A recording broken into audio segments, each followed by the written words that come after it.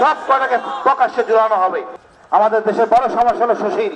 ওই যুদ্ধের মাধ্যমে আমরা স্বাধীন হয়েছি, আমাদের গর্ব আছে, অহংকার আছে, থাকার কথা। ভারতের নাই। আমাদের দেশের বড় সমস্যা হলো সুশীল, আর তার কর্ণধার হলো এই প্রথম আলো, ডেইলি স্টার। এনারা নিজেদেরকে কি মনে করেন জানি না, এনারা মনে করেন দাড়ি টুপি নীতি সম্প্রদায়ের।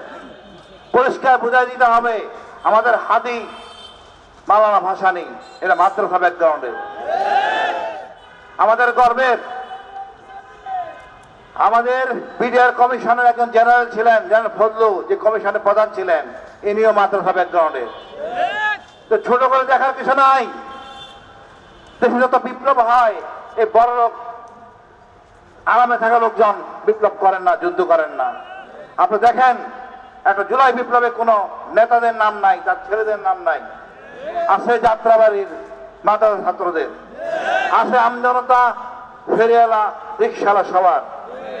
৭১টাও ছিল তেমন। সুতরাং আমরা নিজেদেরকে ছোট মনে করব না।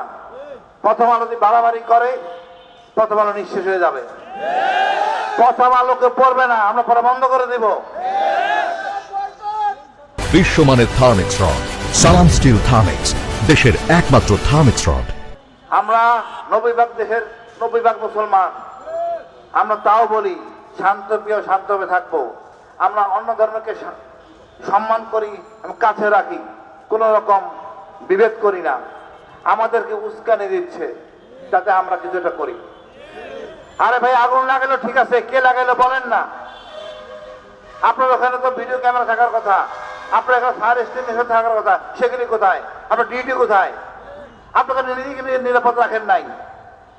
এখন আপনার ৫৪ ধারা বলে ৭৪ ধারা ব্যবহার করতেছেন আলেমদের বিরুদ্ধে।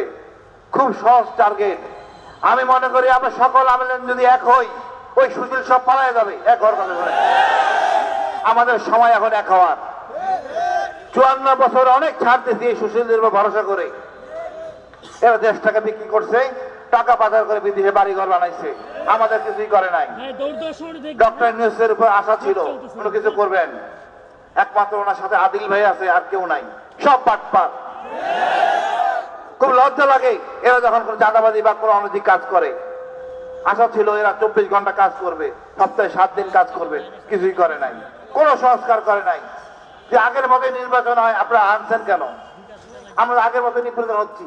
তবে লজ্জার বিষয় হলো আপনি আবার হুজুরদের ধরতেছেন। এটা মোটেও কাম্য না।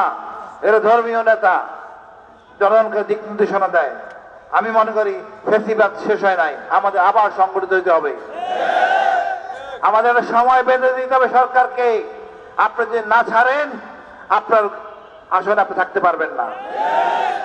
আবার শাহবাগ দখল করব, আমরা সম্পূর্ণ এলাকা দখল করে অকেজ করে দিবে সরকারকে। সকল বিদেশিদের বলবো, দেখেন এরা জালিম, ফ্যাসিস্ট এখনো যায় নাই, আমাদেরকে নিপীড়ন করতেছে। এই ফ্যাসিবাদ চলতে পারে না। ফ্যাসিবাদের জন্য আন্দোলন উচিত ছিল বিপ্লবী সরকার করার, সরকার ব্যর্থ হয়েছে।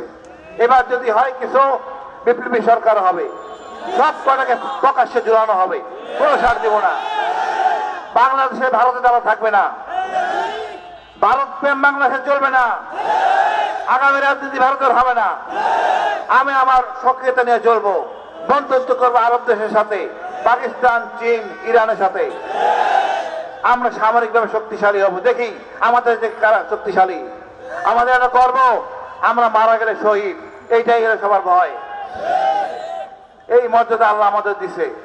আমরা চেষ্টা করবো, আমরা সবাই হাতি হব, ইনশাআল্লাহ আমরা বিজয় হবে।